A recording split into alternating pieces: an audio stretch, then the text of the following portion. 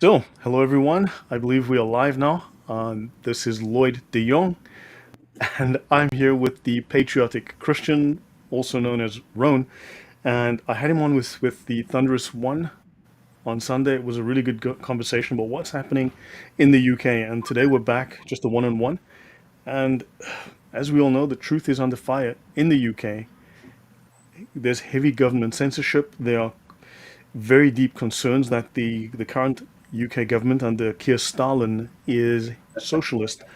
And also we've got to look at what do we do as Christians and how does a Christian respond to this? How do you defend freedom? And of course, there is always the insidious problem of Islam. So very welcome back, Ron.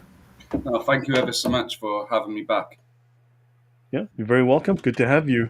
Yep. So the floor is yours. I mean, you can let us know how things are.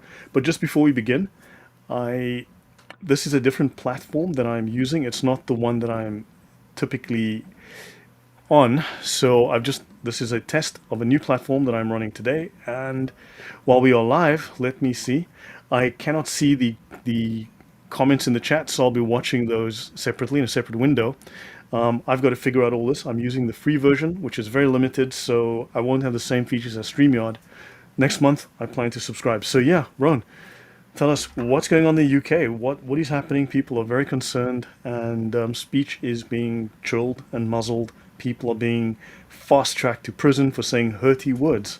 Of course, while we can see that if you're a well-known person who purchases child abuse to do with SEGGX images, you will get a 6 month suspended sentence and sent on your way.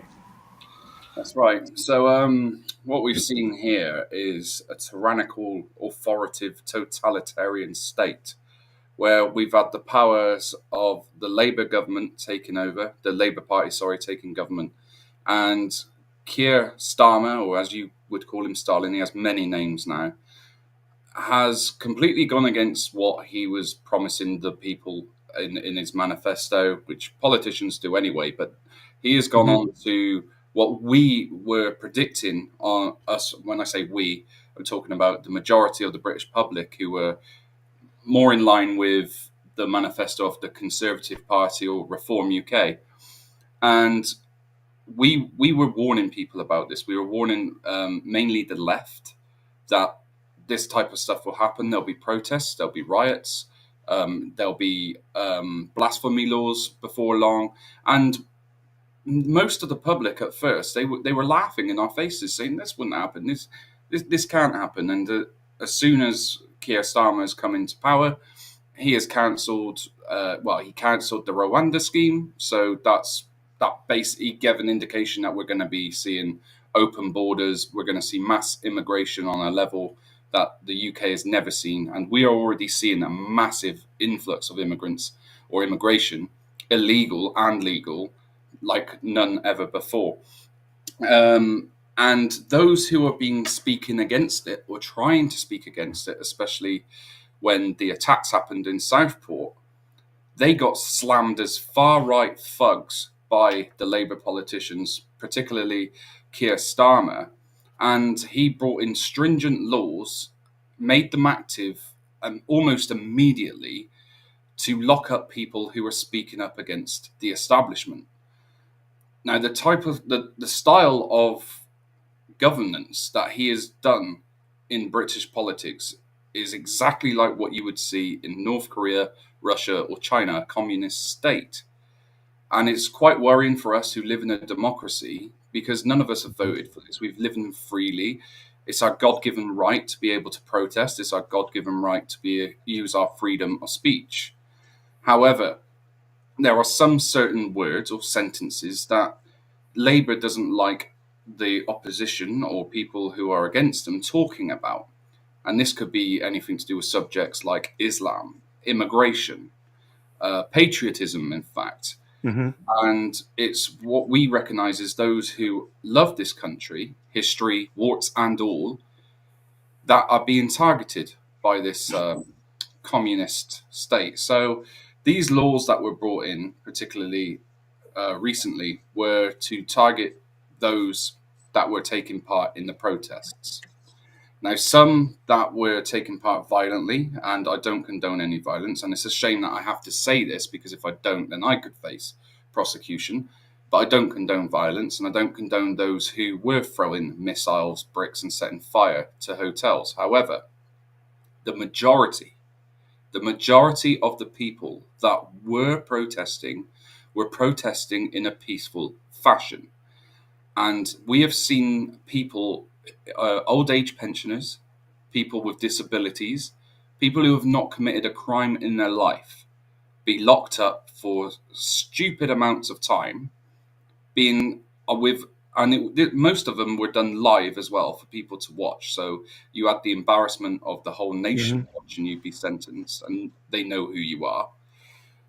And the problem with this is as well, they're going into a place that is heavily populated by immigrants that have come over here, committed crime, that believe in a certain prophet Muhammad. So our prisons are already bursting at its seams. There's hardly any space there. And the prisons are filled with radicalization gangs of Islam.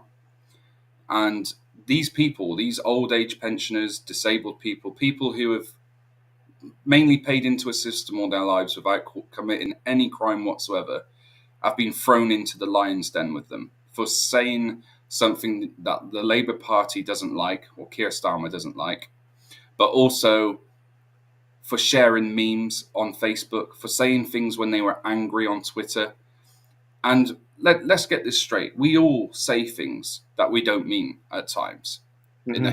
a moment when we're angry. And when we're talking about a subject like three young girls being stabbed and hacked to death at a Taylor Swift yoga class, this type of subject is very sensitive, and it is one that will enrile the people as it is, because people have had enough. They have had enough of this country of seeing overseas criminals, unvetted fighting aged men, come into this country, refuse to assimilate, refuse to integrate with our culture and our values, attack Hmm. our women, attack our children, and get away with it. It's bad enough with the crime as it is, but it's worse because they're getting away with it, and the two-tier policing and judiciary system are letting them reap havoc, get their own way, without doing absolutely anything for the cause of locking them up or seeing them prosecuted. Yet, when the British or concerned citizens of the public say something out of jest or say something whilst intoxicated, maybe, they get locked up immediately without any kind of caution, warning, anything like that. No second chance. And the worst No part of it, consideration of any priors of any type, as you said. exactly. And the worst example we have of this was an 11-year-old child who was arrested only a week or two ago from his own house and taken out of the arms of his mother by the police. And this is becoming more frequent, and it's making more people in the UK angry. So what we're seeing in effect here is a stewing pot of anger, and the comments and the actions of the Labour government are just feeding into this pot, making it more hotter, filling it up more with more ingredients, and eventually this pot is going to explode. So they're not doing anyone any favors, they're not doing themselves any favors, and unfortunately, it's us, the British public, who are left to suffer. It's frightening. I know the Labour government is apparently, at the moment, the worst polling government, I think, in modern history, and they've slipped into negative numbers in the polling. So in less than 2 months, they've gone from lukewarm to absolutely negative. And yeah, obviously, people also rejected the Tories, your conservatives, Mm. because they had promised to deal with the major immigration issue, and they'd failed to do so. In fact, it ramped up heavily under their leadership. And of Yes. course, you were left then with the alternative. So there was not just a matter of they wanted the Labour government. I wouldn't say that. There's also the issue of wanting to punish the Conservatives. But That's now the cure is worse than the disease was. or the cure is worse than the original problem was. Indeed, exactly. And I mean, the left, and Labour, and anyone who voted for Labour, they'll continuously brag about how they won by a landslide. However, they had the lowest turnout that any election has ever seen in British history, but also the amount of votes that Labour has ever taken in history. So, to be honest, people weren't keen on them getting in, and you'll only see the radical left and people from what you would call the BAME community, although people don't use that label anymore, that were voting for them. The majority that sit on the centre of politics, or centre right, or right wing, refused to go and vote, or didn't voted for Reform. And Reform UK took in 4 million votes in their first ever election, which is absolutely astonishing. They did really well, but they Yeah, didn't, because of the way the system works. They only managed to get 5 seats. So it's not fair. They nearly, I think, they weren't far off having the same amount, or they did have more than the. nearly the same amount of seats as the next largest party, Yes, and yet the other party has over 100 seats, and they have only five, even though they've got nearly the same number of votes. that's it. The Liberal Democrats, exactly. And it doesn't make sense, which is why Nigel Farage himself has said that we do need a different voting system, or something needs to change. But regardless of that, it's some of these draconian laws that Keir Starmer has brought in with his buddies weren't ever explained or warned to us by themselves. So it was mainly the British public, people like myself and people like Paul Thorpe, who have YouTube Mhm. platforms, that were warning the public what could happen, what will happen if this goes on. And I remember the election night specifically. I did a special election night special on my YouTube channel, and I was getting in excess of 1,000 people watching live. And this was Mhm. early hours in the morning.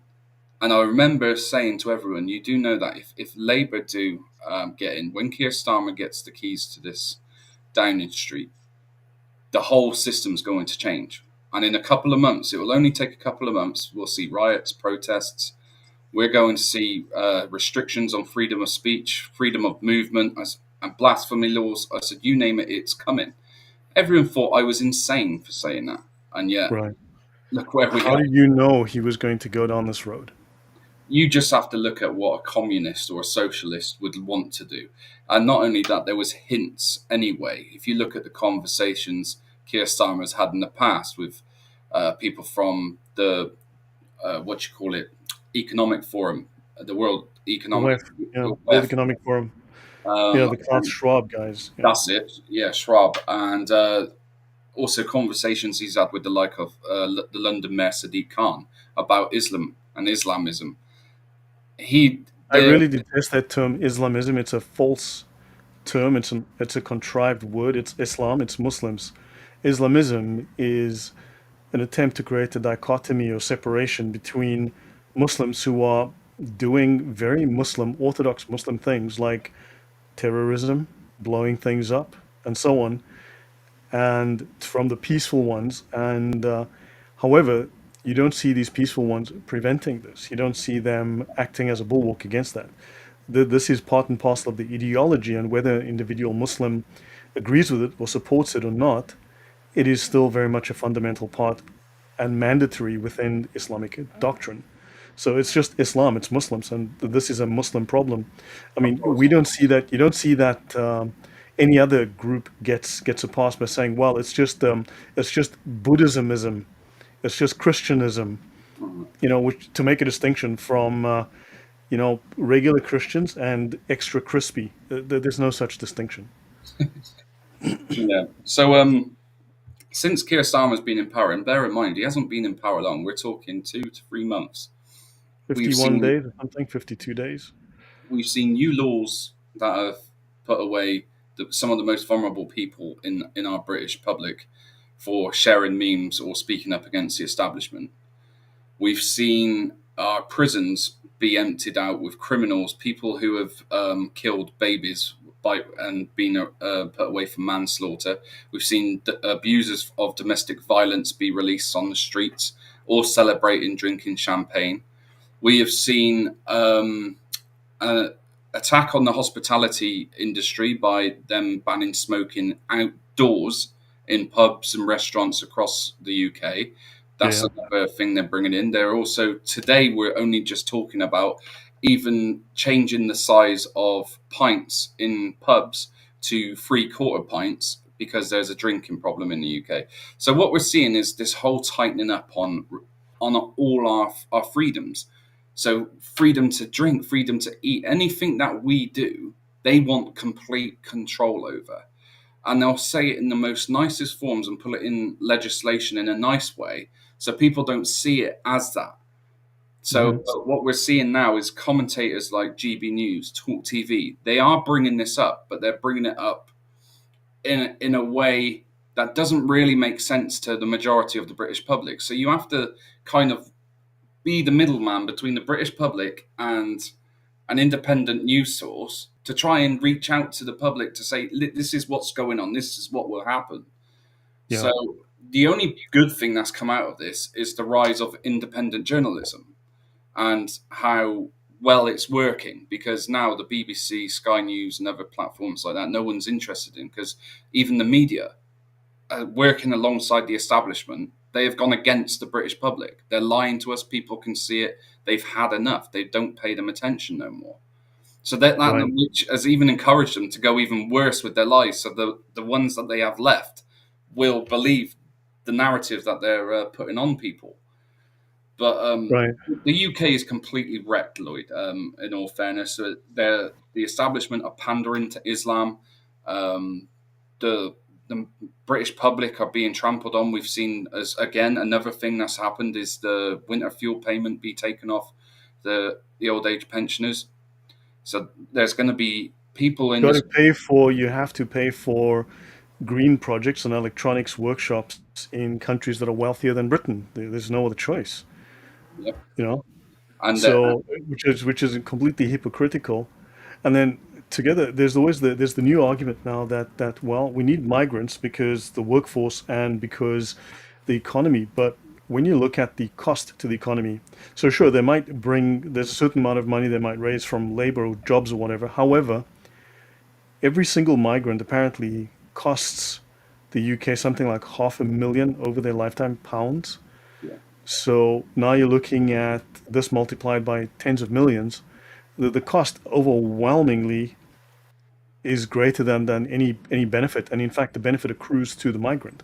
The migrant gets free welfare. You, as a yep, British tax-paying citizen who's born and raised there, generations of family, you don't get free healthcare. You don't get free accommodation. You don't get a doctor on call who's down the street or in the same building. You don't get free cell phones, free food, food vouchers, free heating. And these are things that are given to people that just literally walk off a boat. yeah. And some of them have the nerve to call it jizya from when the UK or another European country will inevitably become an Islamic state. We've seen this with Andrew Chowdhury and other Islamic commentators in the past. Um, my fears for at the moment, especially over winter, is how the OAPs are going to survive. Because, like you said, we've got money going out overseas on these climate projects, which won't take place till 2030. So the money's not going to be spent yet. We've also got money invested in this British energy, or GB energy, which again hasn't got off the ground yet. It's not Hmm. working, and they're investing money in this pie, that pie, and pies overseas. Yet they won't even look after the most vulnerable in our And society. it's insane that they're spending literally billions, but a tiny fraction of that, a really tiny fraction, would cover old age pensioners. And they're not willing to do that for their own people. They're more concerned about issues in foreign countries that are uninterested in the welfare of Britain. So, yeah. In building solar panels, and yeah, Andrew says, and building solar panels on good farmland.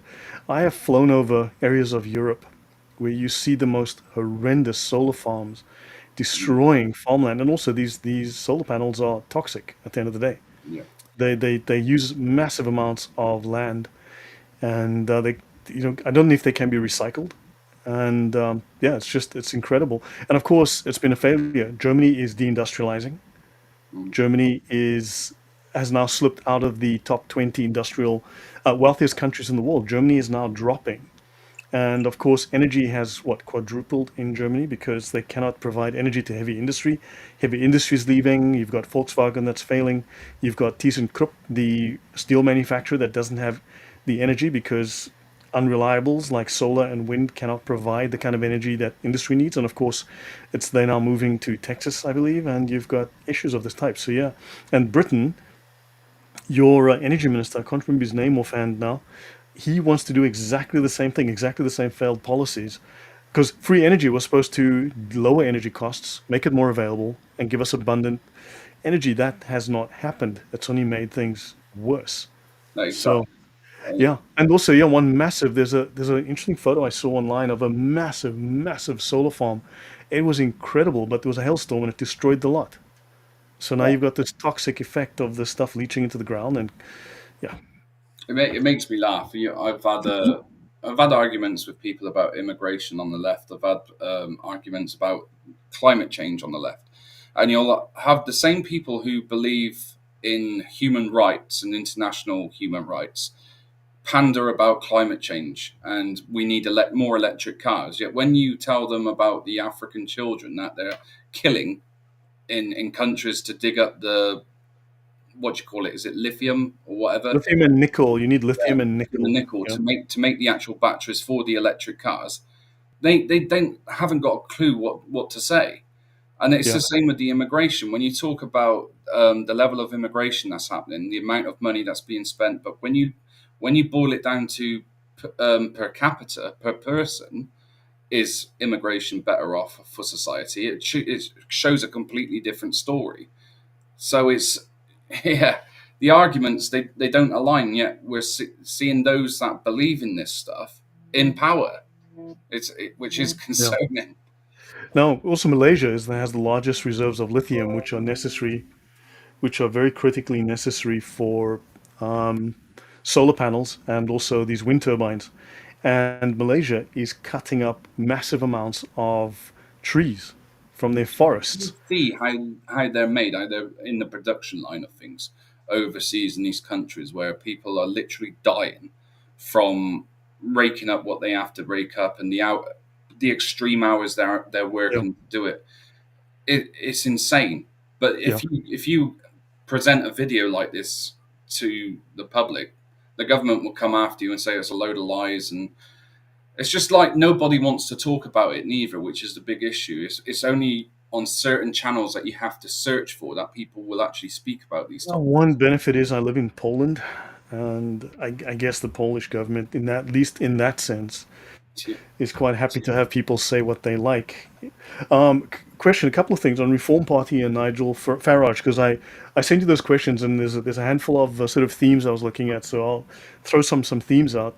But Nigel Farage has thrown Tommy Robinson under the bus a number of times, refuses to discuss him, to acknowledge the Islam issues. And there's lots of concerns. I know even Paul Thorpe has voiced issues, and so have others. Richard Inman and others have also mentioned that, look, reform is the only option we have right now. It's the Mhm. best of of the lot. However, they do acknowledge reform's limitations, weaknesses, the blind spots that they refuse to acknowledge or deal with or address. Or what are the concerns and the issues there? Because I like Nigel Farage. He was great in the EU issue and the Brexit, but he does have a serious blind spot, and he also seems to refuse to want to deal with certain issues and upset the apple cart. So he's trying to play both sides.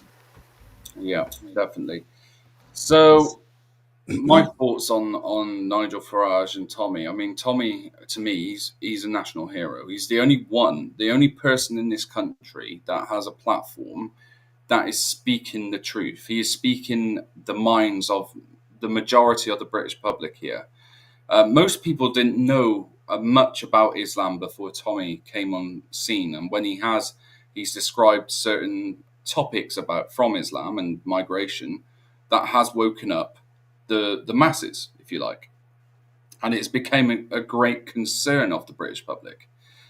This has been made known, and the politicians they wish not to talk about it because They feel they could offend people in this way, or they might lose the Muslim vote. They might lose the votes from the left. So what you've got from this is you've got Tommy who's saying exactly what Nigel Farage is thinking, but Nigel Farage is saying the complete opposite and condemning Tommy Robinson and even sacking people out of the party, because there was someone who was forced to leave only the other day for making a video saying he was wrong about Tommy and that he doesn't believe Tommy Robinson is a racist anymore, that he was only believing what he was told by the mass media like BBC. And he had done an investigation of himself, watched the documentaries Tommy Robinson and Urban Scoop have produced, and realised he is not racist, he's telling the truth. So he made a video explaining himself and that he's not racist, Tommy's not racist, and he would like to get in touch with him to apologise. And then he's lost his job as a candidate for Reform UK just for doing that.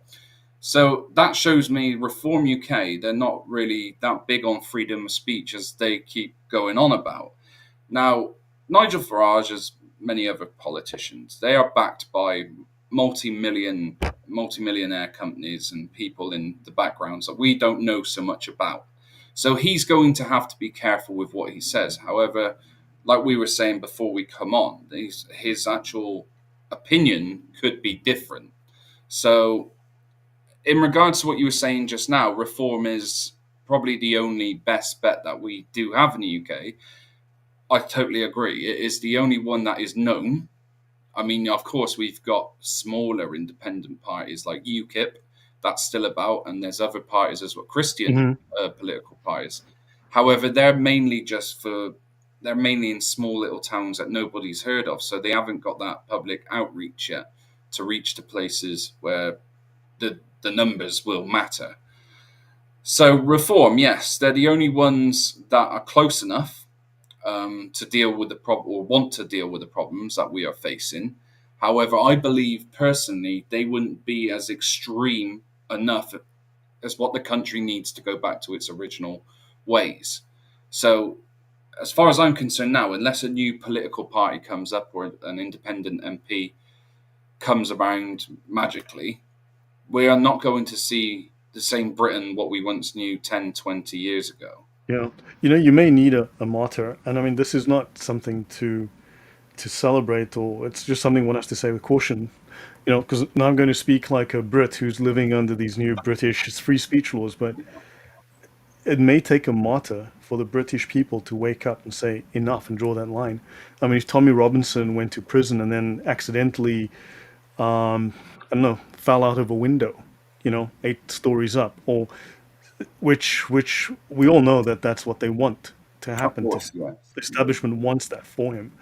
But if that were to happen, that may be the cause that everyone rallies around and that eventually wakes up the population. It could have impact across Europe and across the world because he is one of the foremost free speech voices, I think, around the world. And he's a hero to many. So I think there's a two-edged sword if they suppress him or they kill him or something of that type, you know, this could be the catalyst that actually causes their undoing. Definitely. I mean, Tommy said himself, this is exactly what it's going to take. In fact, he said on many videos, quite recently, that those that have been arrested for petty crimes to do with the protests, that have spoken out their voices and vented their frustration, they are martyrs. And he said that, and it will take this for people to start waking up. Now, personally, Lloyd, I don't think it's a question of has the British public woken up. I wholeheartedly believe that the masses are awake. However, we haven't got anything to work towards yet. There's not a mission to go by. So there's not an election. Right. There's not an election to vote for. There's not well, we have a movement now which will attend the next rally that is held by Tommy Robinson on the 26th. But we don't have reform saying, right, we need to get together and take over the streets of London until Yeah. this changes, or we need to have a general strike until Keir Starmer leaves. And personally, if it was me, if I was someone that had as many followers as Nigel Farage or any other politician, if I was to have that Yeah. platform, I would call for a general strike. That's what I Yep. would do. I would get the ball in running right now before it's too late. Here in Poland, and I'm given the Cliff's Notes version I've given you on my experiences here in Poland. It's not always necessarily positive, but that said, in Poland, they've got very clear priorities of God, family, country, and vodka. So, in UK, you might need to. I mean, I'm surprised that Nigel Farage doesn't bang his hand on the table and talk about God, family, country, the British flag. He's not. You don't. He's not Christian. That's the problem. He's. I mean, he does believe in the Christian culture, which is one thing he has spoken of in the past. But his mantra, if you like, is family, community, and patriotism, or something like that. Family, community, and family, community, culture. That's what I believe he said it is. Which culture? That's kind of woolly, though. That's very woolly because the Poles are the Polish language, Polish food, the Polish flag, Polish history, Polish culture, Polish borders. It's they're very clear, they're very distinct about that, and you know, yeah. But I think you need a flag to rally around, and of course you can't have the benefits of Christian culture without having Christian culture. Exactly. Yeah, that's it. But we need. There was someone which I repeated in the last stream that we said that I remember that one verse someone took to the stage in the last rally in July and said we need renaissance, reform, and renewal in the church, in the establishment, in politics, in everything, and that's the only way that things are going to change or are going to Yeah, get better. yeah. But the British Church, I'm sorry, I come out of the Anglican Church since childhood, and I have very highly ranked clerics in the Anglican Church in my family, and the Anglican Church has become the church of the gay. Of It course, has become the church of the LGBT. It's become the church of well, let's have a rave in the nave. This is what's happened. I mean, it has lost its way. yeah. It's no longer a moral force. It's no longer a guiding force. It's a but also, if you go back to Henry VIII, I mean, the church effectively was a tool of the state. The state very much has its thumb on the church, and it serves the state. So it's not really an independent organization. It's not really guided by any kind of Christian morals, as I can see, because I walked away from it years ago Yeah. because I thought all of this stuff. I mean, gay priests, LGBT women I priests, am. We are and all Muslim. Yeah, we've we're said. all Muslims. I was like, no, look, sorry, I no, no, that's not where we stand. And I don't think the church is a good. I mean, where does that leave one, given that quandary? Yeah, exactly. I mean, more recently we have seen a change in regards to the Church of England, but only that's to do with more of the lines of business. Many churches have been sold out or renovated into mosques. We see this all across Europe. In fact, France is probably the worst for this, but especially with church fires. Churches are under attack across Europe. France, like I said, is the worst at the moment. They're seeing their fair share of their buildings being destroyed. But here in the UK, it's more of a thing where the Muslims are buying the churches. They're buying the ones that need to be knocked down that are listed, which can't be knocked down. So, and then they're looking to renovate them. So, I mean, they even tried buying an island just outside of the UK Hmm. to turn into an Islamic state, which is quite concerning. Um, However, the church recently backed itself because there was this one that they were going to try and buy. I can't remember where it was. But the Church of England's leaders got involved and they said it's not going to happen. Basically, this is our church. We've had enough of you buying all our buildings. So people are beginning to speak up, but again, we have that fear.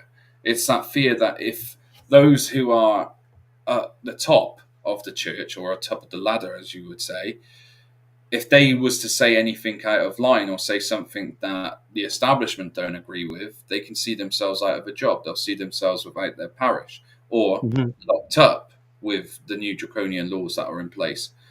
So it's stepping on eggshells continuously, whether you're in the Church of England, whether you're in the establishment, media, you name it. You're constantly having to align yourself with the narrative.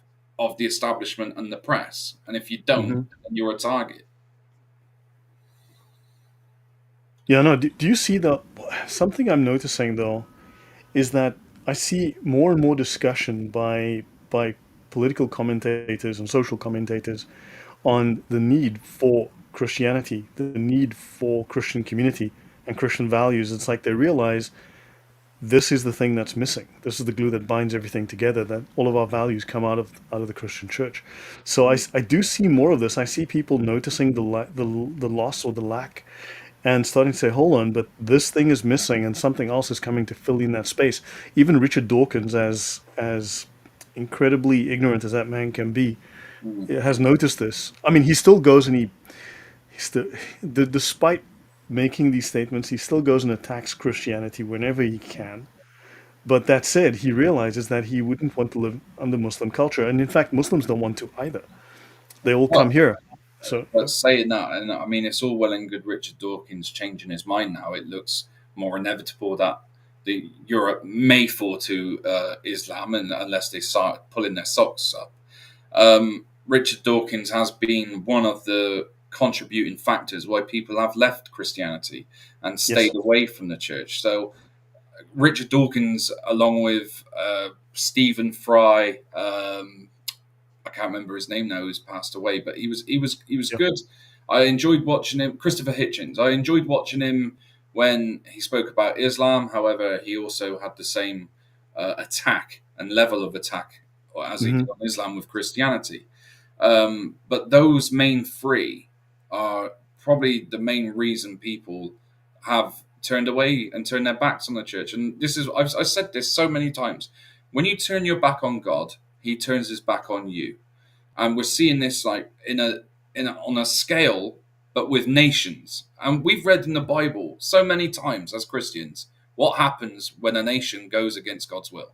What happens? He They're pours punished. out His wrath, and it's like you see this continuous pattern of humans. They don't go back to the original ways. They don't learn from their mistakes. They don't listen or have that faith and strong enough to know that history will repeat itself unless things change. So atheism it's too big now. It's going to stick around. We need now, which I believe will happen, people like Tommy or people. No, atheism has become, in many cases, a joke. You look at the new atheism. That was such a big movement. It got infiltrated by the LGBT, and it became a complete laughingstock. And now, when you look at all of these crazy LGBT, non-scientific, anti-scientific, unscientific dogmas that are floating around, those are all atheists.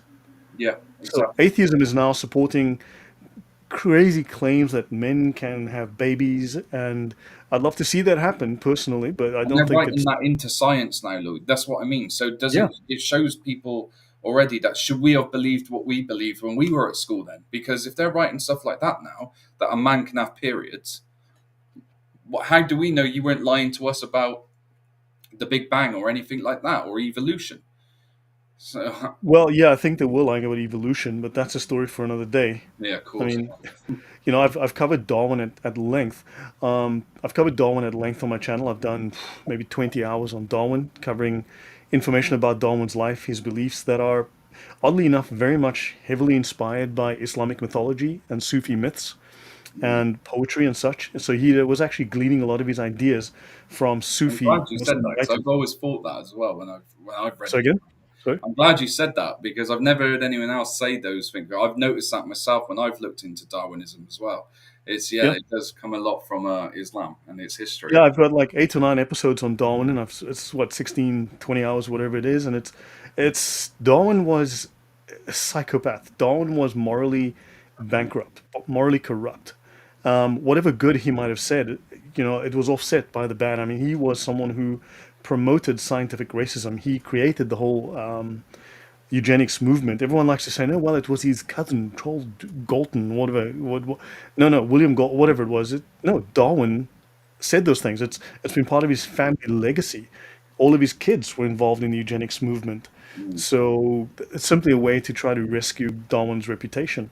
But the man spoke of warfare, jihad, Mein Kampf, the struggle to dominate, and the weaker must the weaker must go and the stronger will prevail and take everything you own. And I mean, this was Darwin. It was survival of the fittest, and everyone else, well, just too bad. You got Unfortunately, to. I was one that I didn't believe in Darwinism. But if people asked me when I was an atheist, how did I believe the universe come into existence? I used to just say, "Oh, well, it's all about evolution." I was one of those blinded ones that what you would call a lazy atheist that have never opened the Bible, never looked into science, astrology, or anything like that, and just gone by what everyone else has said and copied what you would see on YouTube when you were Right. asked questions. And it was only until when I looked into how the universe could have come in, how complex it was. Mhm. Um, yeah, so it was mainly the complicity of, or how near enough impossible it would be for some of the like gravity being at a certain point that it is. If it was to change it in either direction, that we wouldn't exist. When I was Yeah. looking at things like that, the constants, the physical constants, that's when I realised how stupid I was in belief, just Yeah. being arrogant and ignorant to the cause. But when you look into these things, it does open your mind. Yeah. And I mean, Darwin was someone who loved to murder animals with a hammer or with rocks or with his bare hands. I mean, Darwin used to love to murder animals since he was a little boy. He would beat, he beat up a kill. rabbit or something. I'm sure I Oh yeah, read. he loved. Now we know, we've seen movies, we've all heard stories about people that grow up liking to do torturous things and other lethal things to small animals, Look at right? Jeffrey We have a Dahmer. name for that. Sorry? Jeffrey Dahmer's one. Exactly. So, and Darwin happened to have the same hobbies. Isn't that just a sheer coincidence? And then, of course, you look at the French, I covered the French Revolution. I did my series on socialism and atheism. Look at the French Revolution. That was a socialist atheist revolution. Socialism is an atheist religion modeled on Christianity. Atheism, modern atheism for the last roughly 300 years, is a religion modeled on Christianity, but without, of course, the divine aspects of it. But it's a corruption of Christian ideas. It was a religion. The founders of modern atheism always said it was a religion. It's only recently, since the 80s, when atheists realized they'd gone down the wrong road and they realized, oops, we need to somehow disassociate ourselves from the religious label. But until the 80s, they were always pushing, we're the new religion, we are religion, we're the better religion, those Christians are crazy.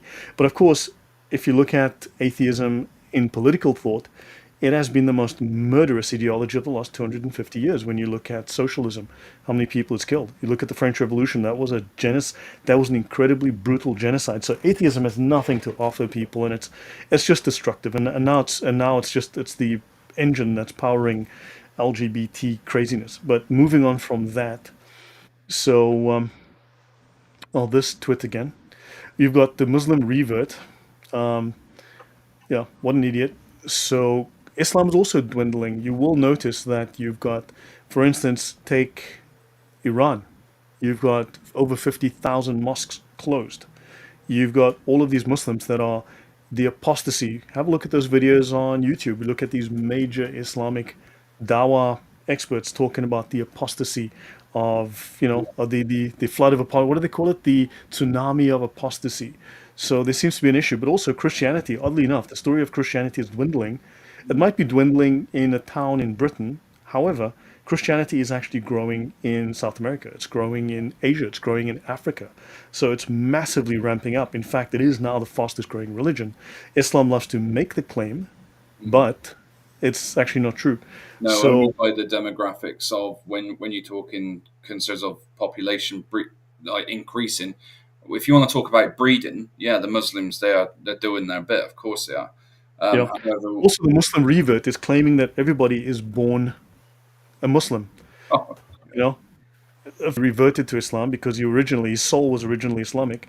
And of course, for the Christians, you need to know that Muslims claim that, of course, Jesus was a Muslim, Moses was a Muslim, David was a Muslim. They weren't Jews. No, no, no, that never happened. And of course, and also Muhammad was the very first creature made by Allah. Okay, that's one set of stories. When in another set of stories, Muhammad is a part of Allah. Muhammad is a piece of Allah, literally a piece of the very same essence. Allah took a piece of himself and then that is Muhammad's essence, and then all of the other prophets were tiny, tiny pieces of Muhammad that were taken out and placed into human bodies, and those are this is literally in the Sirah. This is what they I teach. This is know, what I people know. are embarrassed about. So they want to claim that everyone was Jesus was a Jew. It's really very simple, Yeah. and but Muslims will lie to you whole day, every day about this. We have a question here. Let's just see what that is. Do you think the growth in Islam in the West might be exceeding its decline in Africa and the Middle East? I don't think so. I think that they've got institutionalized support. Look at the LGBT. It's a social contagion, right? But in terms of you had like what 0.2% of the population were involved in that community. Now you've got a social contagion that affects mostly teenage girls, right? It's a social contagion that's pushed by social media. And of course, they need to censor the rest of us because if sanity prevails, if we say no, then of course it will die out very quickly due to public shaming. And they want to destroy the ability for you to shame these people publicly. So I think it's just that media has ramped it up, amped it up. They've infiltrated. So they want to make it seem, they want to make you feel despair. It's part of their strategy. They want to rub it in your face. But when you look at it, the majority is actually very peaceful. This is why we don't riot. This is why we don't tear down statues. This is why we aren't burning things all over the place every weekend like they are. So, but at the end of the day, when you push that sleeping giant and that sleeping giant wakes up, then the You'll have minority, you'll have exploding pages in your hands before you know it. yeah, yeah. So I'll leave it at. What are your thoughts? Well, I've looked at some videos that who was it? God Logic, Christian Prince, and some other videos that have been made by Sam Shmoon, who have also commented on this thing of Islam growing in the West and it also failing in the East, which surprised me because you'd think it would be the other way around. But I believe as well that with new Christian commentators and Christian apologists that are coming onto YouTube, coming on the scene now, exposing Islam for what it is and Yeah. teaching even Muslims some of the verses that they don't get to hear in Western mosques or in your masjids or whatever you call them. When they learn about these verses, they think, really, is this true? They'll go and speak to their imams, and their imams will say, oh, no, it's not this. And then they come back, and then they'll Hmm. talk to someone like David Wood or another apologist, and they'll confirm it. They'll say, look, this hadith, this surah, this ayah. And before you know it, the Muslims they're there leaving. But the only problem is Islam is one of the only religions where you've got death if you leave. So you've got to Hmm. guarantee that a community is going to see you out. Your family will actually enjoy doing an honor killing in your name because they love you so much because Islam is such a religion of peace that people are too scared to leave Islam. But there are some that are brave enough that are, and I've always said this in the past when I've spoken on live streams about this before. It's Muslims that convert to Christianity that they're the best Christians. They're the best Christians you'll get because they have literally done what Jesus requested in the Gospels, where he said, "You have to give up absolutely everything for me, and I have not come to bring peace, but to bring a sword." And they've left their families Give me because one sec. Sorry, I'm working with a new system, so I'm still that's trying to okay. figure out what I'm supposed to do here, and I'm So you trying you to. you know you've seen it in the past, Lloyd. I'm sure where people have in Islam in an Islamic household they've wanted to leave Mhm. Islam, and the consequences are that severe that it's going to put a lot of people off of doing so. But even then, with that in mind, you're seeing a decrease in the Islamic faith as it is anyway, especially in the East, but more so in the West as well, more recently. So as long as the Christian commentators and apologists keep doing what they do on YouTube and other platforms and exposing the lies and the hypocrisies and some of the myths that Islam carries, then it won't Mhm. be long before Islam will be in a complete laughing stock. I'm trying to figure out why my screen is not sharing. I'm not seeing the screen that I am sharing, and I'm wondering why. It's not popping up. And what I like as well, Lloyd, as well, is a lot more people in who are not religious or don't really like religion and don't really like looking into it, they're learning a lot more now about Islam because Yeah. especially in the West where we see crimes happening like rape, um, grooming gangs, genital mutilation, stuff like that. When we're seeing things like this take place all the time, concerned citizens are asking themselves why. And statistics don't lie. So when you look at statistics as well of the amount of people who are in prison convicted of a sexual offence, what faith do Hmm. they belong to, what demographics do they belong to, and then it ticks all these tallies, you then ask the question, well, what is Islam? Why do they do these things? What do they actually believe in? So we're getting more people look it up. We're getting more people remember even Quran verses. I've got friends now who are atheists who know Quran and ayat, Quran surahs, right, where they can actually say, well, no, it's in this surah and that ayat that this was said in the Quran, and it's quite amazing to see people actually take it all on board so that they can argue back for once.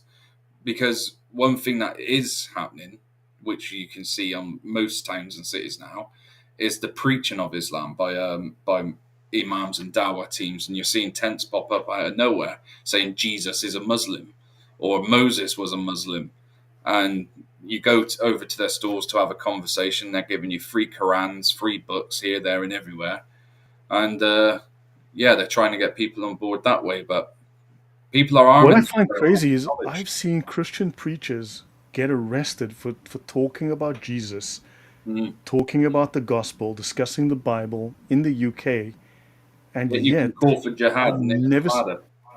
But you can have a Quran tent and hand out free Qurans, and it's not a problem. You can talk. Yeah, this is from the Sharia, the Muslim Sharia law. This is from Reliance of the Traveler. Apostasy from Islam is ridda, and whoever voluntarily leaves Islam is killed. I mean, this is what it states in the Muslim law. This is why these things occur, just so you know. And apostasy from Islam, ridda. So let's see. Here we go. Leaving Islam is the ugliest form of unbelief. And when a person who has reached puberty and is sane voluntarily apostatizes from Islam, he deserves to be killed. That's the Arabic portion there. But this is what Islam teaches. It is violent. And without this, people would, I think, just walk away from Islam Yeah, it if there were wouldn't no exist. such consequences. Yeah. That what if that one verse or one law didn't exist with Islam, it wouldn't exist today. People would stick with it because they don't want to lose their loved ones, their families, their communities, their jobs, their Yep. lives, even.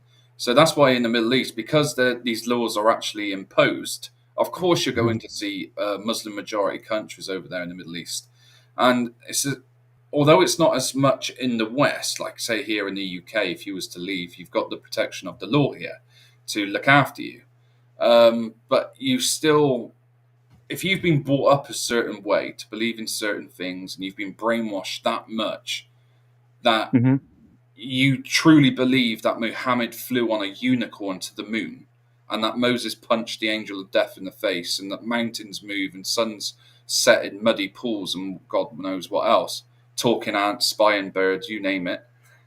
If you believe in that rubbish, then it's going to take a lot to undo that. So that's what I mean. That's why, luckily, we've got places like Speaker's Corner for these conversations to take place. Right. So the FBI is monitoring who buys Bibles in the US. That is frightening. I'd like to just respond to something. I've got some more questions about that I also prepared for this, but Christian Roman says, Lloyd, I'd like to see you do a collab with Jay Dyer. Oh, that would be handy. I just want to mention this, guys. I get this all the time. Lloyd, you need to do a collab with President Joe Biden. Why don't you go on his YouTube channel? You know, why don't you invite him on? I just emailed. Lloyd, you need to do a collab with the Ayatollah Khomeini or the Pope. Lloyd, you should really just get Elvis on your channel, and you guys need to have a. And Get other Muhammad on. people tell me that because you're on YouTube, you're able to go on any channel or get anyone on your channel. I mean, look, just because you live on Earth, you should know Leszek, right? He lives down the street from me. Leszek, right? From Vola. You know him, right? You live on Earth, don't you? You have to know Leszek. No, you don't. So YouTube's a big place. These people don't know me. They don't care about me. Let's be very clear, please. So I He rose understand quite people mean quickly. well. Sorry? Sorry? He rose quite quickly, though, didn't he, Jake?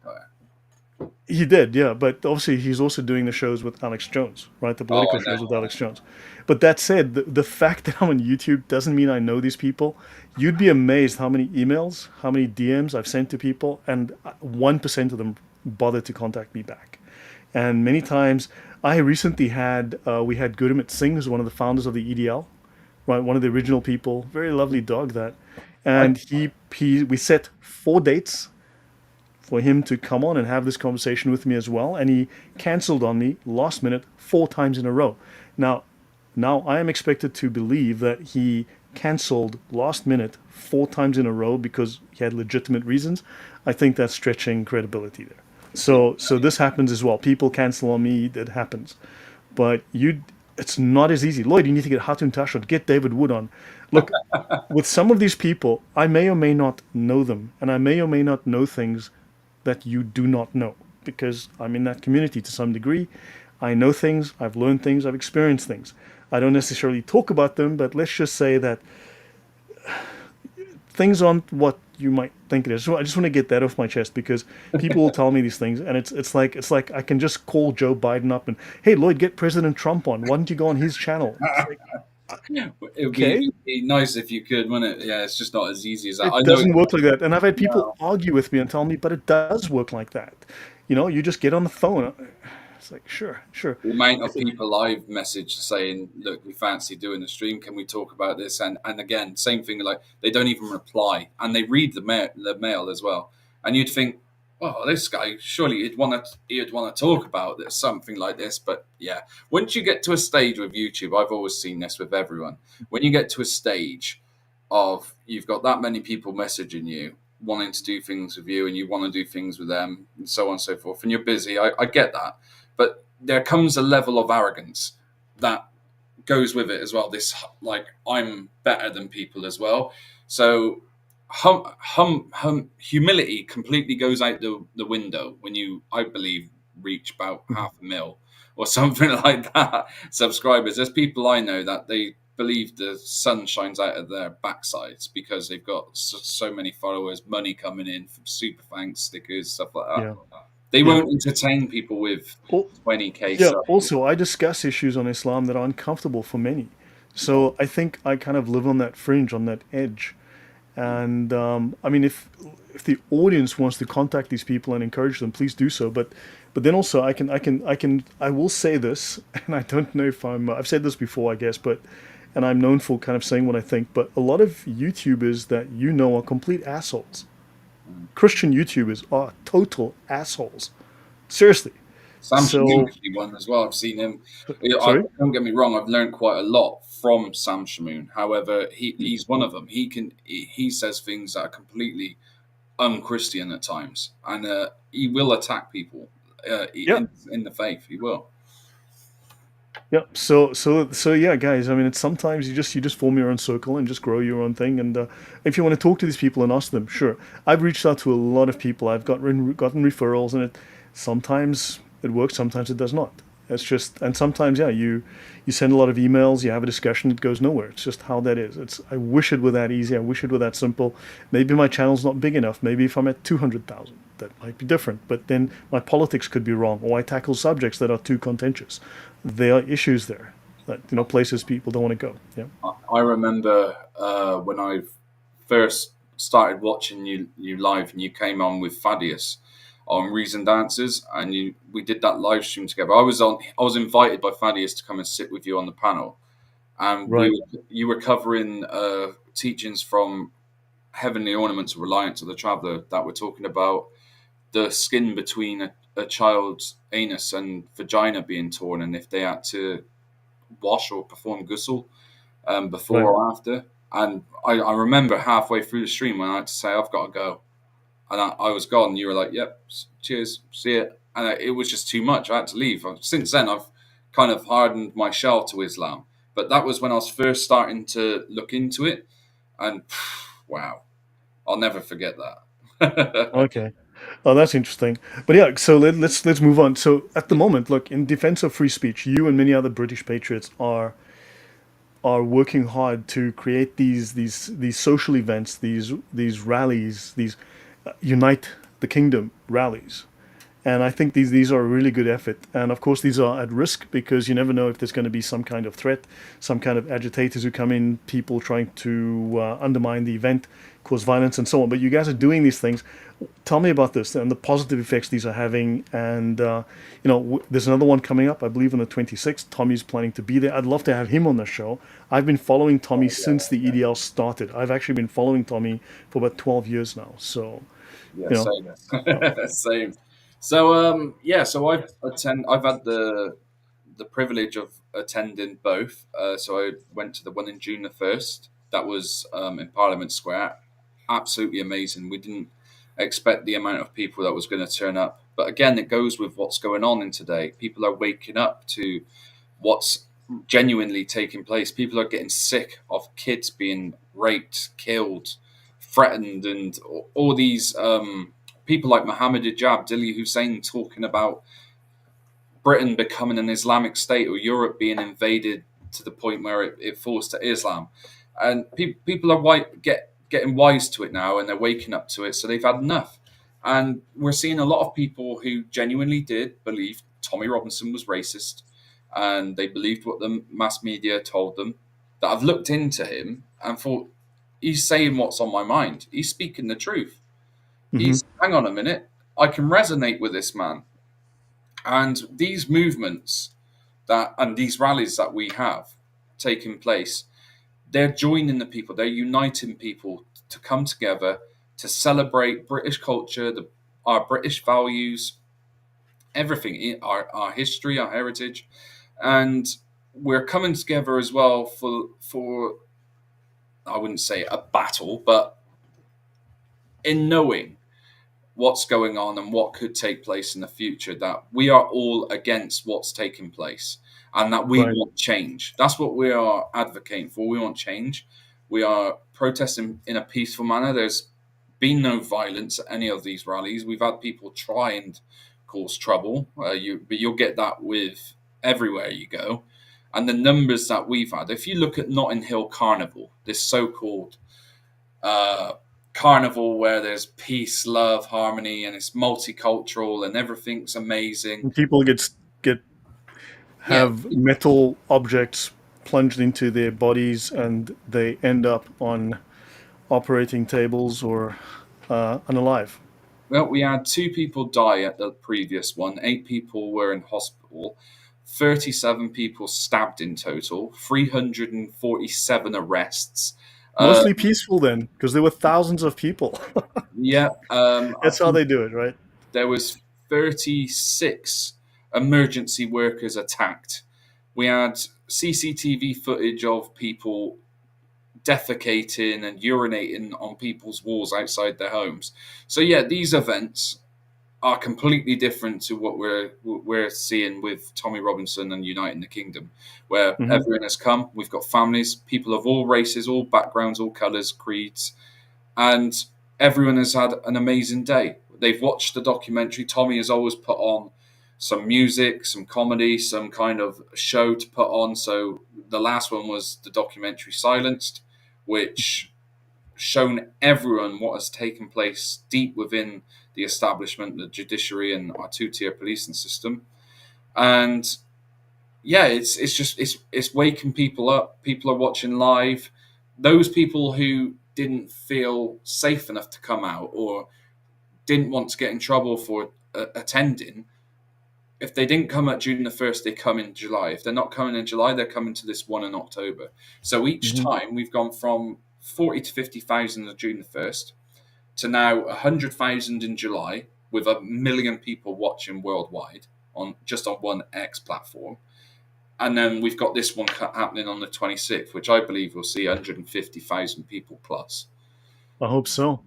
What do you think the reaction is from the obviously this carnival, this Caribbean carnival, whatever it was recently, where there was all this violence? That was passed off as well. It was there were 1 million people there, and only 1% of them died. So it's really peaceful. It was mostly peaceful. You know, um, but yeah, yet of course with the rally that you guys went to was demonized as far right, which implies Nazi, right? That's the strong implication there. and obviously patriotism, nationalism are demonized. What do you think, though, is the feeling of the establishment? Are they afraid? Do they do they take note of this? Do they are they concerned about this? Do you think that they realize that the jig's up, that no one's buying their story anymore? So, I mean, are they in fear? And do you think this is Yeah, going to have a positive effect in creating change and waking others up and encouraging others to speak up and to push back? yeah. Don't get me wrong. I will be honest. I personally believe there's more to do. We can be doing more than what we should be doing. However, Tommy's one man. Everyone at the moment they're rallying around him. Um, but there should be more calls to do more things. I personally believe that, but I could be wrong. However, the the positive side of things with is like what you just said. Is it scaring the establishment? Yes.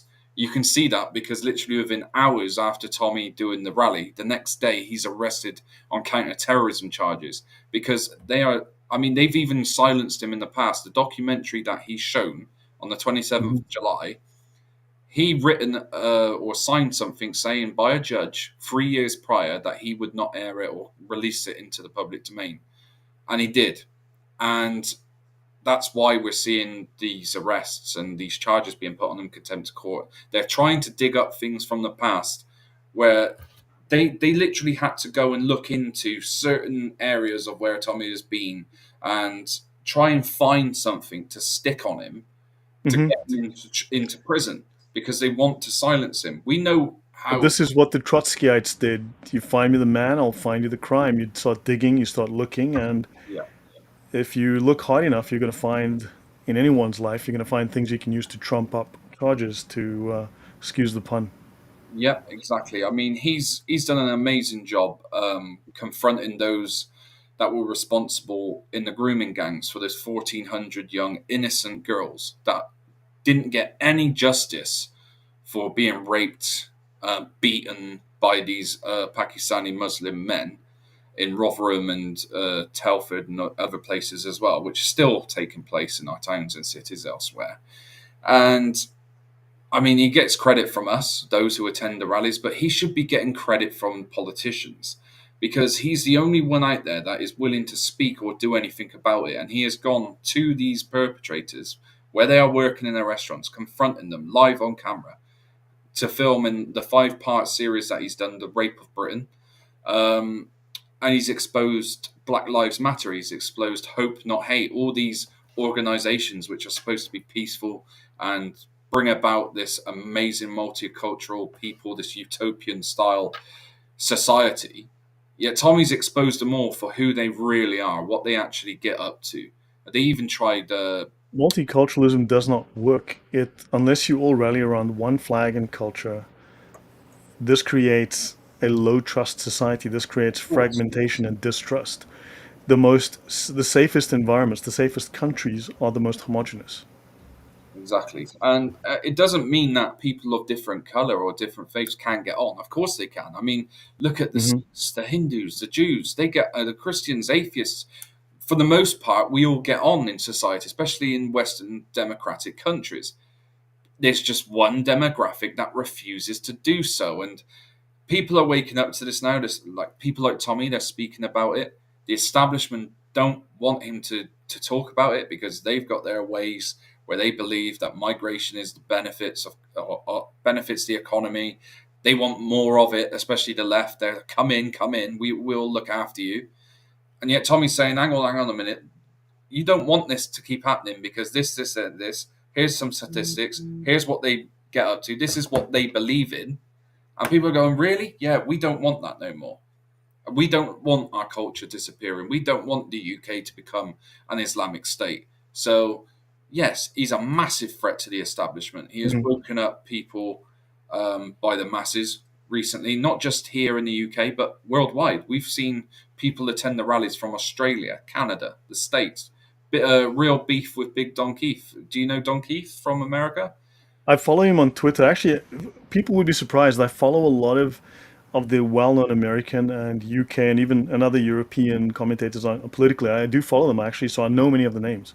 Yeah, So I do follow him. Yeah. I met him and had a very long discussion with him when Tommy was arrested. I called for everyone on my previous channel to get down to Downing Street and let's protest outside. So we did that. Yeah. Richard Inman was there. Don Keefe, I've got him on my X. If I message him right now saying, "Do you want to go on a live stream tomorrow?" He's waiting to come on with me because he promised me that he would come on with me. Just, you let me know the date, buddy. So Would you be this, willing to come on with me on my channel, I'll you have a think? chat with him. Yeah, definitely. Yeah, I'll have a I mean, chat. I'd be happy to bring these people on and have these discussions. I think here's an issue, though. Something, for instance, when you read Marx, when you read the socialists that came after him, and you look at what happened in the education system starting in America in the late 1800s, mid to late 1800s, around the Darwinian era, let's say, moving forward, they would discuss the separation of church and state, which Yeah. in one sense is it's a very Western notion. Mm. However, when you go back a little bit further in history, there was no separation of church and state. Now, this is not to say that it's the identical concept as we have in Islam, where the church is the state and the state is the church. And you have a theocracy. Within the Christian concept in Europe, the church was, shall we say, a religious advisor to the state. It was the moral bedrock of the state. And the people who ran the state would work within the moral framework given to them by the church, by their Christian beliefs. So this was not exactly the same, Mm. but you had a moral state Yeah. and Yeah. you had a Christian idea of state. And as this is unraveling, of course, now you have these corruptions, of course, and unfortunately, the atheists pushed a lot of this. And the socialists and the atheists end up being the same group effectively. So, and well, they are. So, yeah, you had this unity of church and state versus the Muslim idea of a theocracy, which is Iran or Afghanistan. We've seen that, or ISIS. So we actually need to move away from this concept, the Marxist concept of separation of church and state, because they wanted to drive a wedge between the church, the morality of the church, the idea of, the way that the Christians would think about how they have moral laws so that they could impose their particular crazy socialist atheist ideas and replace those of Christianity in the minds of the people around the state. Yeah. Definitely. Um, yeah. No, I totally agree with you. Um, yeah, so free speech. Do you find that they're trying to silence Christians? You find that they have an actual attack on Christianity within the government? Oh, there's a massive attack on Christianity, and you don't have to be a Christian to see that nowadays, which is amazing now because it's something that I didn't see coming. I thought Christianity was just going to get downtrodden on by everyone, including the atheists and non-believers and stuff like that. So I thought it wasn't just going to be the left and the Muslims and people of other faiths that are going to try and destroy Christianity or the church. But what we're seeing now is people who are atheists that celebrate the Christian values, the Judeo-Christian principles that has shaped our culture, that has shaped our democracy, our laws, everything that we have here in the UK. They recognise that, and people are talking about it. So when we turn up to these rallies, and you've got the St George's Cross, you've got the Union Jack, which is behind me. You've got the cross in there. That's there Hmm. for a reason to remind us who we are, where we came from, and what our country is set up about. So even though obviously the Christians here, of course, are making noise, not enough, if you ask me, but they are making noise. You've also got people who are not Christians saying that they enjoy celebrating Christian culture and they're culturally a Christian. So years ago, they used to do surveys about people, asking people which faith do you belong to, and the majority of people who had been christened or baptized but never went to church again would still tick the "I'm a Christian" box. And you always had that saying as well here in the UK, whereas if you went into a pharmacy and they said, "What's your Christian name?" which is what's your first name, and that's all changed because you've seen the left attack it massively, the establishment attack it. It's been taken Yeah. out of schools. You only have certain separate schools now, whereas the state schools, they taught Christianity. You used to pray at lunchtime. You used to have to sit in assemblies and sing hymns. that's all gone now. All the nativity plays, stuff like that, it's all gone. They've removed Christianity out of the most important sects of our society, especially, like I said, children's schools.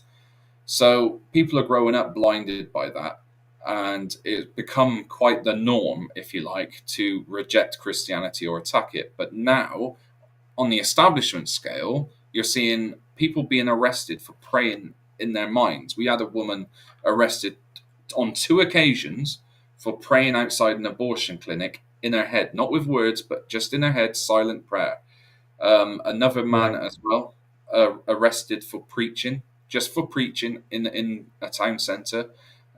He got arrested for a public order offence, a breach of the peace, or something like that. Crazy. Yeah. Yeah, well, you're offending those abortionists and you're making them feel uncomfortable. You're not allowed to make other people feel uncomfortable, Yeah. like rapists or PDF You files. can't call them that, though. However, They're called minor attracted persons. They're called maps. Don't. no, that would be minor attracted PDF files. It's Yeah. just trying to be more precise about the name. So yeah, I mean, again, that's the satanic wokery that we're seeing now. People calling them maps instead of PDF files. Um, I yeah. just So want to wonder. I'm not. This is not going to work. Yeah, no. This. Um, I was told earlier that this application has quirks, and it has, and yeah, I'm having a little problem with it. So much of my system is locked up and frozen. This window works, but nothing else does. I was just going to mention, you mentioned, so you go to the US, and I need to do a talk in the US. I actually prepped all the notes and I haven't delivered it yet. But the US, they used to have prayer services in the Capitol building. You'd have 2,000 people celebrating on a Sunday Mass yeah. in the Capitol building in the US. And now, of course, they the whole changed the whole idea, the separation of church and state. There's been no, there must be no mention of religion. But the U.S. was founded as a religious Christian state, and that was the majority religion. Every there was no equality of religions. There was the supremacy of Christianity and the tolerance of everything else. But here in Poland, I was going to show people a photo of my nephew.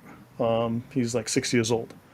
He has at school. He's seven, 6.5. Well, he has religious instruction at school, I think 3 times a week. They have religious classes. Poland teaches this to its school students, right? And you see, for instance, you go to Florida, you look at the state motto, "In God We Trust," will be on the official, you'll see it on the official emblems and such. And it didn't get there by accident, but yet they've somehow fooled people into thinking that that shouldn't be there. It's just an accident, and they shouldn't think that way. But really, it's the fact that we've abandoned that approach that has led to this downward spiral. And yeah, do you feel? Because I think I get the feeling it's just a very faint feeling, but I do see this resurgence, and I see the attacks from the other side.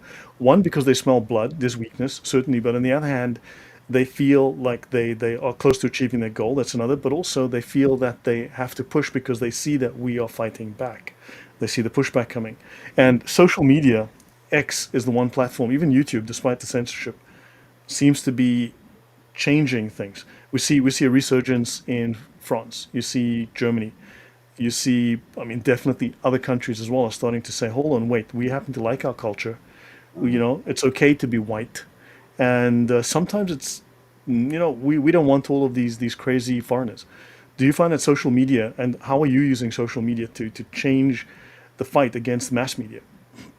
So one thing that I've been doing quite recently, which has got me into quite a lot of trouble, but I do it anyway. I've been downloading quite a lot of videos off X, and then I put them up in my Facebook stories. Now, if you was to pull it up on your Facebook newsfeed on your main profile, it would automatically get flagged up by AI. However, if you pull it in your stories, 9 times out of 10 it goes undetected and it stays on there for 24 hours and disappears.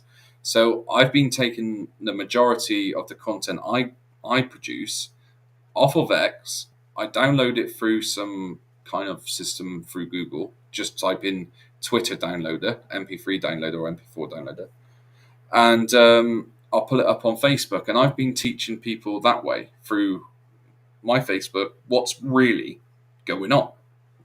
Because, like you said, mainstream the mainstream media are saying one thing, but what what's happening in reality is completely different.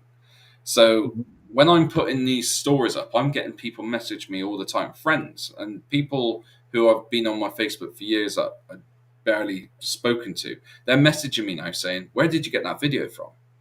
What's this about?" And I'm beginning to start talking to them. And I've also had quite a lot of people ask me about Christianity, especially recently in the past 2 years. I've had people say, "Can you tell me a bit more about this? Which is the best Bible to read? Which is what's your favorite gospel? Where should I go to for this information and stuff like that?" So a lot more people are getting interested in that.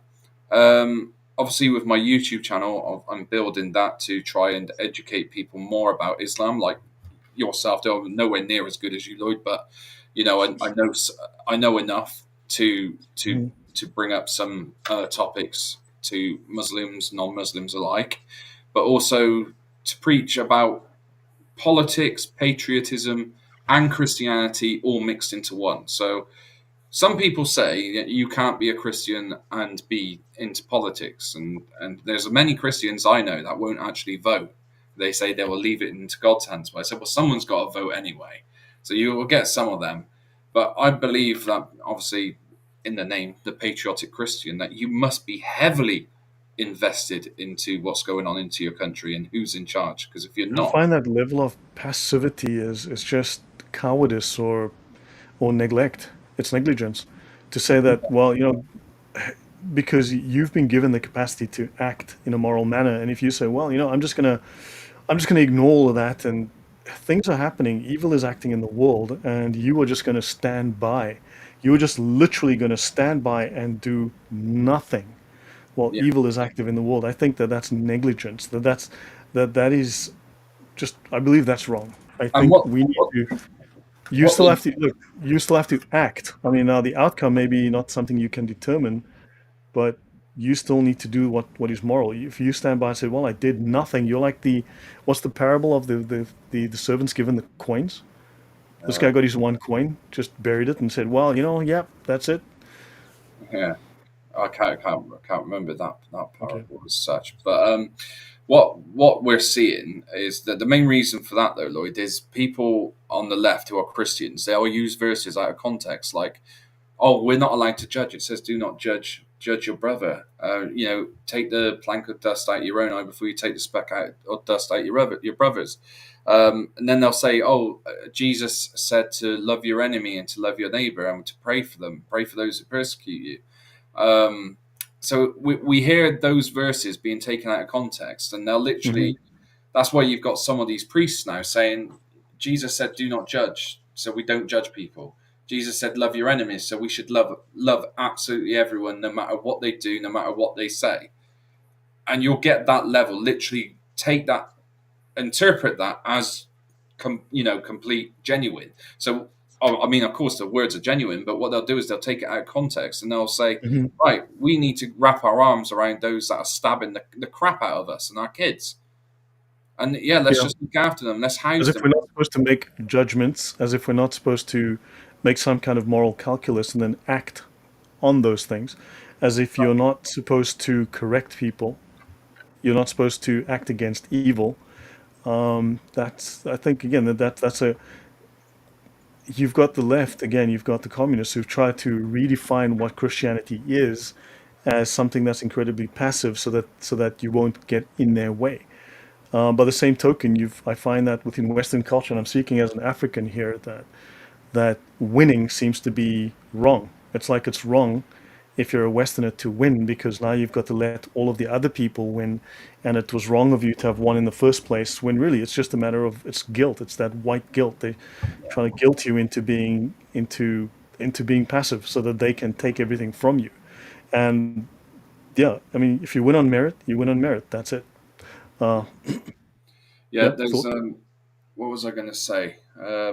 Yeah, there's many people like Bob from Speaker's Corner, um, Bishop Kai Dewar as well, who I'll be having on. He spoke at the last rally. They turn around and what they say is the masculinity has left the church. The the actual strength of Christianity, if you like, the fight, the grit of Christianity has gone. And people have just gone so soft, so woke, that they are being trampled all over on. And then with that too, they're trampling on Christ. They're trampling on the church. They're trampling Hmm. on our whole faith. And we should be able to stand up against that with the same might and the same determination as the Crusades did. Because if we don't, then we'll lose it all. And that's what I completely agree Yeah. with them on that. Of course, we know some of the history of the Crusades ain't that pretty. But when we're talking about in regards of protecting Christianity, protecting Rome, protecting all that is at the heart of the faith, we must do so with so much conviction and passion Hmm. that we don't let any of this woke nonsense lift take us away from the Yeah. mission that we're supposed Yeah. to. A state is allowed to defend its borders. A state is allowed to fight to defend its people, Of course. and you are a subject of the state. You know, you follow the rules of the state, and of course, if you did nothing while someone was harming your family in front of you, I think you would be guilty of moral cowardice, Mm. of a grave sin of not defending and standing up for your family and standing up for what is good and right and moral. But yeah, there's certain, unfortunately, we've been given a false view of what it is to be Christian by our enemies. Our enemies have defined for us what these things are supposed to mean. And I think you don't listen to your enemies on issues like that. Thank you, Mary Alex, for that. I appreciate that donation. That was €2 and 49 cents. Thank you very, very much. No, we can't listen to our enemies. At some point, you push back. I mean, I've had I've had an interesting life. My past life was very, very interesting. I've discussed some of it, but yeah, I've protected people. I've and someone has to stand in that gap. I guarantee you, a miracle is probably not going to happen. Now, on its own, if you stand by and do nothing, because evil can succeed if good men do nothing, and a lot of people are good people that just do nothing. So, yeah, I think that's wishful thinking. I think that's childish level of thinking. Yeah. So, do you find that X platforms like YouTube, live streams discussing these problems as opposed to being silent actually are effective? Do you think that they help to push back against the silence, the censorship, against the false propaganda? Are we winning? Are we having a positive effect? Yeah. Because I'd like to sort of find some positives and also give people ideas for why we do this, why it's important then to speak, and what we can do as well to change things around. Because if we don't, you know, we're being pushed into a corner, Mm. and when they have that, they're going to silence us. And it, this process always just ratchets on. They won't stop until you make them stop. Yeah. No. Yeah. I mean, again, like I said with the rallies, we can do more. But yes, we are having you being able to use platforms like X and YouTube. We are getting in the same direction as winning. I would say we're getting onto the road to start winning back this battle that we're seeing. Of course, we've got a long way to go. There's still people that do need to wake up and learn the truth, what's going on, or Right. invest themselves in a bit more. Maybe like Nigel Farage, he should stop this pettiness between him and Tommy and what he has against him. And instead of pretending to hate the guy just for the sake of a few votes or the media attacking him, he should just say, look, I completely agree with what the guy says, because they both say the same thing. And Tommy was actually saying before Reform UK, before Nigel come back and stood as a candidate, he said to everyone, when you go to the ballot box, this was June the 1st, he said, June the 1st, he said, when you go to the ballot box and vote in July, tick none of the above. That's what he said. That was the plan. Then in July, before July, just when Nigel announced that he was coming to stand up as a candidate for reform, Tommy said, everyone vote reform. I don't care what Nigel says or thinks about me. I don't care. You all need to vote reform. That is the only way that we're going to be able to start the work needed to save this country. And of course, many people listened, and many people in the movement listened as well. And I believe wholeheartedly, if it wasn't because of Tommy, Reform wouldn't have got half the votes of what they got. Most of Hmm. it was because of Tommy, people like Tommy, like Katie Hopkins, Paul Fort, Maya Tusi, other people like that who are independent. They have platforms on YouTube and X that have said, get behind Nigel. He's the only party that we, or only hope that we have in this election. So they won like that. Sorry, they didn't win, but they got the votes that they did because of that. So there's a lot of pettiness that needs to be put aside. There's still people who are atheists saying, oh, I don't feel comfortable with identifying as a cultural Christian, or I don't want to go to the rally because I don't like Tommy. I mean, it's not Tommy. I don't go because I like Tommy, because I think he's an amazing person behind all this. I mean, don't get me wrong, I believe he is. However, the reason that I go to these rallies is because of the key message that Tommy portrays. It's the same values and principles that the majority of the British public are worried about losing. So that's what I can resonate with. I resonate with the message, the same as everyone else who goes to these things. We put the pettiness aside between everyone and we get there. Yeah. Um, but we're seeing again unity now becoming between the Sikhs and the Hindus. We're seeing Sikhs and Christians and atheists coming together now, saying, "Well, hang on, I didn't know much about." So in the movement that I'm part of, with what they call the Tommy movement, if you like, that the rallies have formed, there's people who I speak to that will say, "I didn't know that much about Sikhism, but I do now because so Hmm. and so was there." And yeah, us Sikhs, Hindus, Christians, and atheists and Jews need to stick together because we're against the same enemy. And this goes back like hundreds of years, as you know, Lloyd, with Sikhism and Hindus especially, and Jews. Um, but yeah, so these platforms are great. Will they last? I don't know. We've seen what happened with Brazil. They've already stopped X, or Elon Musk being able to have that platform there, unless you've got a VPN, of course. But of course, you'll get locked up if you use X there. Will it happen in the UK? Possibly. If they do, I believe that would be the tipping edge of Keir Starmer playing with people's freedoms. I think that would be a big mistake for Keir to make. So I don't know whether he would. But then again, with the recent events of what's happened, taking money off the old age pensioners, locking up patriots, I wouldn't put it past him. So let's just hope that whilst we can have these platforms, that people do take advantage, people stick together. There's like I said, no more petty arguments between people. People stick together. Um, And yeah, Yeah. just speak up when you can. Don't be afraid. Don't just because the establishment have changed a few laws and they put labels on you, calling you racist, this, that, and the other, far right, try and make you guilty for being white. Ignore all that and speak up, speak out. Don't worry about losing your job. And that might be hard because you might think, well, how on earth am I going to feed myself? Worry about something else. Stand for the truth. That's what you need to worry about because when you find yourself hiding away from being able to speak out or not wanting to say this or speak about this, that, and the other, you're just as bad as those that are putting a stop to it. They're silencing you. You're letting them win. So we need to speak the truth, even if it costs us. If it costs us our job, costs us our freedoms, so be it.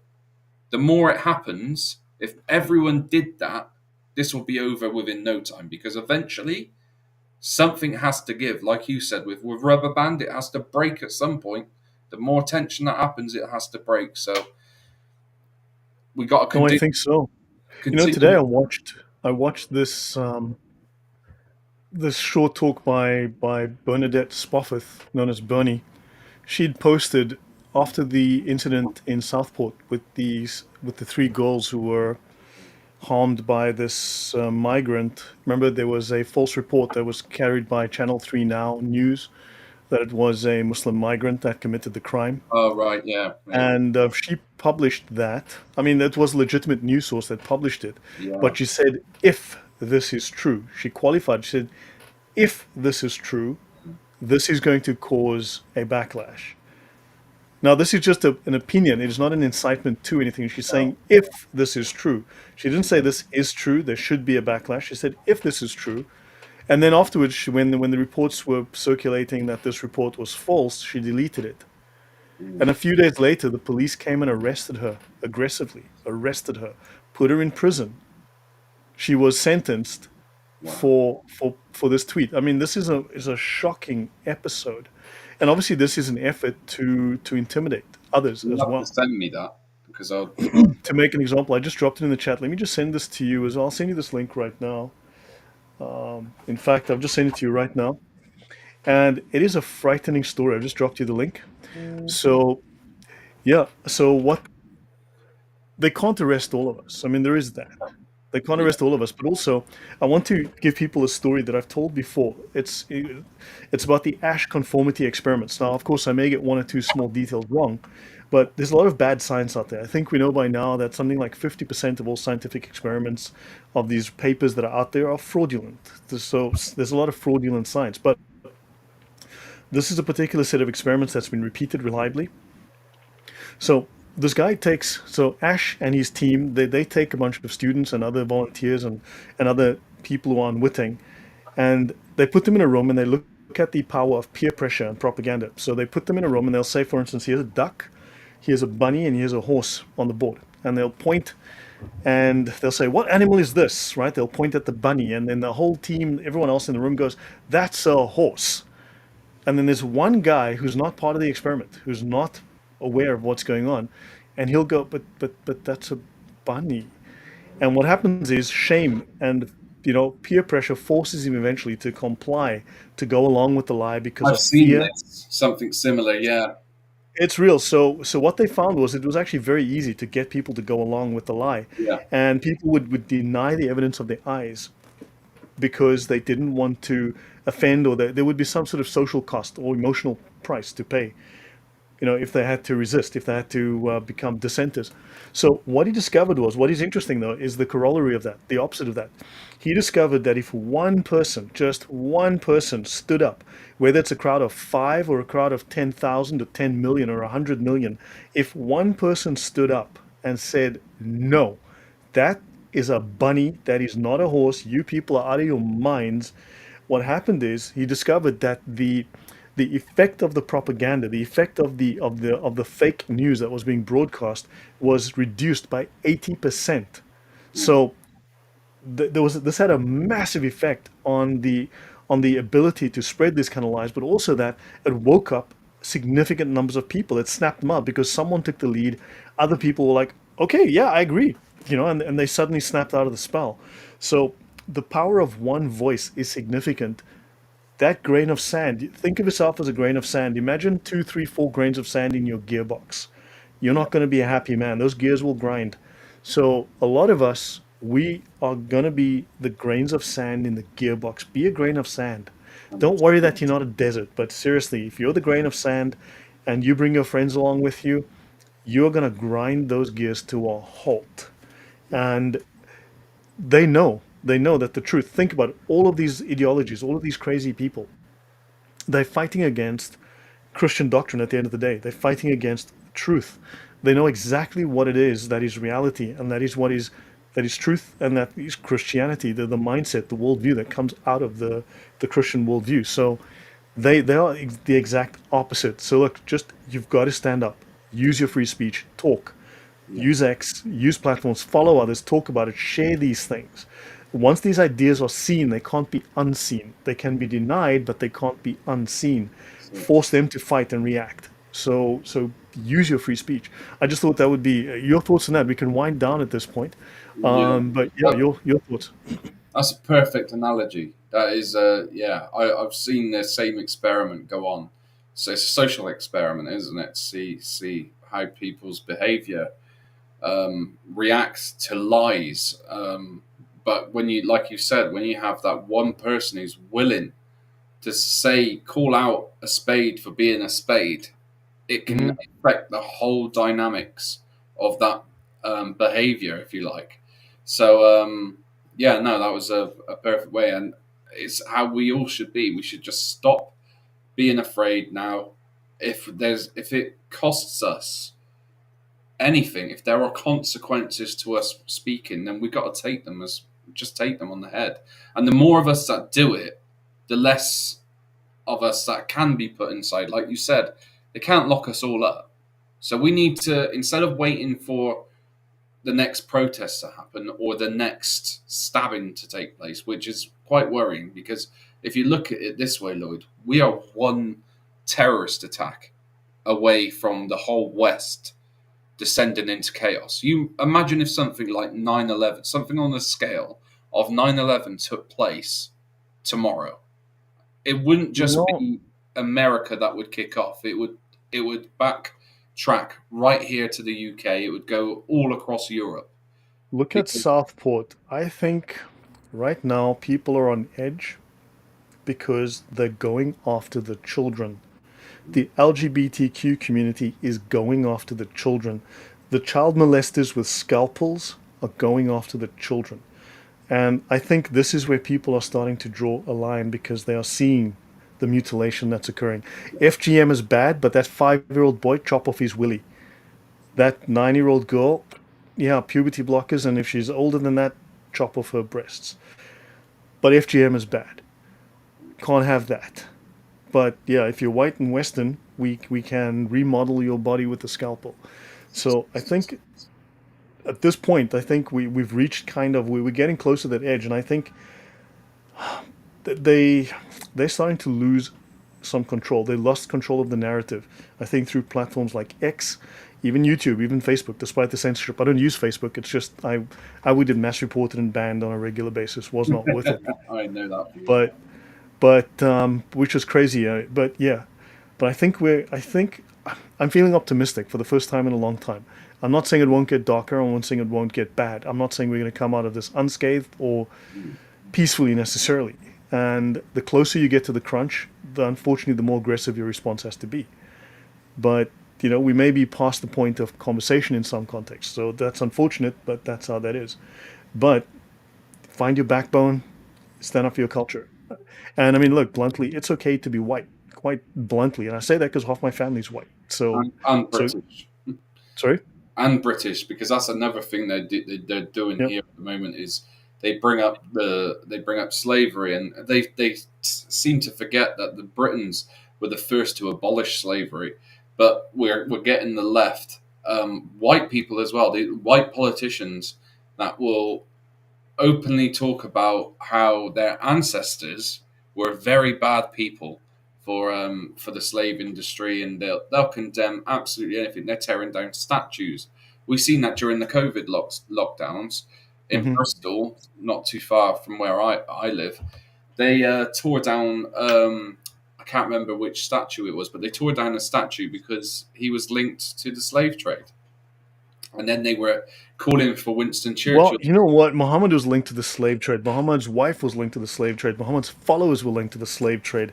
Muslims still have had the longest running, largest slave trade in history. And Muslim countries are still conducting slavery today. Slavery is bigger today than it was 200 years ago. So I think we need to let people know about the Muslim slave trade. We need to teach people about the Muslim jihad. There is no such thing as peaceful Islam. It has never been peaceful. Never Edward would. Colston is what James Vickers is telling us. Edward Yeah, that's Colston. the Colston No, statue. don't let them destroy your culture. Don't let them destroy your history. I consider myself westernized. Yes, I'm African. I'm not British. I'm not German. I am not Polish, most certainly. But I was raised with Western culture. I believe in Western culture, and I've seen the I'll be polite, the dysfunction in African culture. This is not something I want. I have lived in the Middle East for 11 years. I've traveled extensively. I've seen the dysfunction, the inherent dysfunction in Arab Western culture. Sorry, Arab Muslim culture. Now, this is not to say that Dubai isn't a great place. It can be, but because it's using a lot of Western ideas, Yeah. it's run by a lot of Westerners, right? So, yeah, be proud of your culture. We should wind down here. It's going on a couple of hours. It's been a really good conversation. But your final thoughts from you as to just something optimistic. Your thoughts and your positive thoughts about where these community events will go, these rallies will go and how this will affect feelings around the country, patriots around the country, and possibilities for revival. Just a final thought on that topic. So the love for patriotism now is growing in the UK. Like I said, people are waking up to the truth. They want to speak out. They want to be with people who have the same way of thinking, who are understanding what's going on. They don't want to be isolated like what the establishment are trying to make people feel. They don't want to be silenced. So, and it's not just the attack on the culture as well. We're being attacked economically as well. We're being attacked by stringent draconian laws that are being put in place. It's everything, every kind of aspect of the British life is being undermined and taken away from us as we know it. So we need to stick together. Obviously, more people on the left, they need to sort out whatever their beliefs are, get to the truth, and come back to the old ways. Love your ancestors, what they did. Be proud of our heritage. Be proud of our values, our culture. And like I said, put all our burdens aside, pettiness aside, whatever differences we have had in the past. We need to focus now on the one mission, which is protecting and preserving the Britain we love and not letting it fall to a communist ideology or an Islamic ideology. We need to stand up for our children and the most vulnerable in our society. Hmm. So by doing this, we need to refuse to be silenced, refuse tyranny and oppression from this authoritarian, totalitarian, draconian state. And we Hmm. need to do whatever we possibly can to attend rallies, protests, sign petitions. We've got the pledge, which has just been done by Richard Inman and Paul Thorpe, where you can go and sign that, which is absolutely a beautiful pledge, which has 50 points on it. And if you agree with each point, sign it, share it with your friends. But when you sign these things and attend these things, don't just come on your own. Tell others about it. We need to be so proactive with all that we do now to save this country. We can't leave one stone unturned. So we need to do what we can, put burdens aside, and just show strength. Do not, for 1 minute, do what the establishment want you to do, which is remain silent and do as you're told, because that's that's how they'll win. I don't think they'll win. I'm optimistic that we will. We've got a hell of a way to go. Like you were saying earlier, there will be martyrs. There are going to be bumps in the road. It's going to get very dark at one point. In my opinion, there could be some kind of civil unrest in the future for this to Hmm. take any effect. That's probably the only way because the establishment are that stubborn and they believe that they have changed already and that everyone's accepting it. It's going to take the fight back for them to realize that we're not. So when that does happen, yes, there's going to be horrible things take place, but we need to override that, overcome it together. And it's only like they say, together, united we stand. What was it? What was it? United we stand, Divided we divided fall. we fall. So that's that. I want to use that. Yeah, there's always the manipulation that happens. It's like you have to care about this cause that's happening in Papua New Guinea. On a practical level, the only people you can truly care about is yourself, the family that is closest to you. You need to maintain your health. You need to maintain your effectiveness so that you can do what you need to do for those closest to you. Then there is your family and maybe your colleagues and your neighbors. So the amount of people you can genuinely show care for is a very small amount of people, relatively speaking. You can donate to charities, but when you are expected to sacrifice everything for the cause of some rando across the world who wants everything, you are being manipulated. That is not compassion. That is not charity. That is not care. That is suicidal empathy. That is unthinking, destructive manipulation that you are falling for. At some point, you're going to have to make choices about what's valuable, and then you're going to have to say, "Look, I care. I will send £5 by, I'll on the website. I'll donate to charity, but otherwise, I do not care. This is not my problem." Or others will deal with that, those who can. I have to deal with problems closer to home. At some point, you need to batten down the hatches and say, look, I've got a storm I have to deal with. I cannot worry about those issues or those people. Those are not my concern. Yes, I have human concern. I understand their plight. but I also have issues. And that's at some point you've got to say, look, we deal with our issues close to home before we can deal with that. Just like on a plane, put on your own mask before you put on the masks of others. Because if you're unconscious, you can't help your children. Simple. That's it. So at some point, you're going to say, I don't care. I don't care. Those people, they have to wait. I don't care. We're dealing with our issues. If we are weak, if we are cancer ridden, if we are overrun, we can't help those others.